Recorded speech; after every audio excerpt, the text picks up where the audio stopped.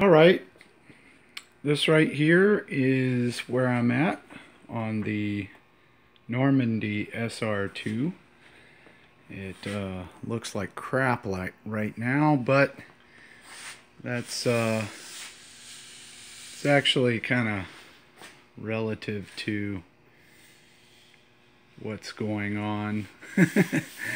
This has been coated with resin, fiberglass resin, and all the foam is sealed under wood glue and a coat of latex paint.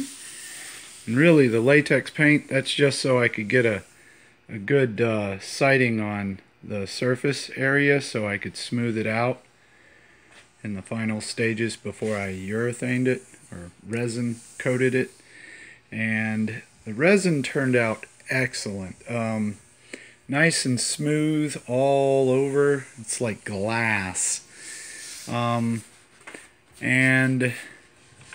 essentially the lighting is in there. Let me turn that on so you can get a little feel for the little bitty glow that's in there. You can't really see it so much as, yeah, it's kind of in there. Anyway, so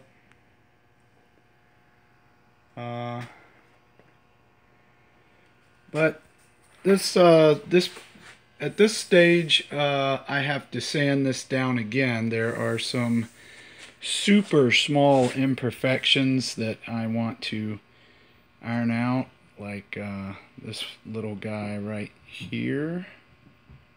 It's hard to focus. It won't focus on it. There we go. Okay, that's about as close as I can get. This right here will give you a good idea. Even though it's smooth, but the scale of these little dots is tiny. Some of them will sand out, some of them won't. That's why I'm having to do like 3 and 4 coats of fiberglass before I start really sanding down on it. I want this coat to be pretty good and strong, and it's probably more strong than it needs to be for a model of this size, considering it's a model.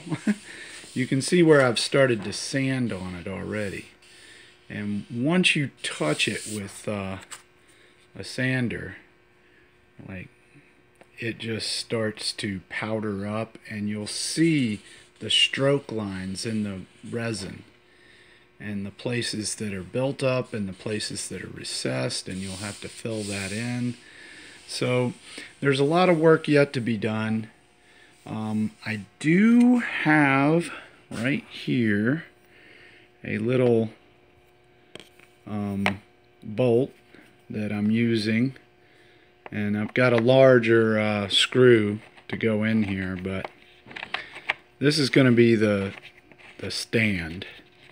So I'll just put that in there, and that'll be my armor stand, so I can and by the way, all of this is upside down. I'm only working on the bottom right now to finish it off, and I want the bottom to be pretty rigid so that I can flip it over, and when I flip it over, I want this to be strong enough to hold, you know, the top side so I can work on it. And I'll make a little stand for it because I'll no longer be able to use my vise here. But this thing right here has to be able to hold it. So down inside there, there is a little, let's see if I have another one. Yes, I do.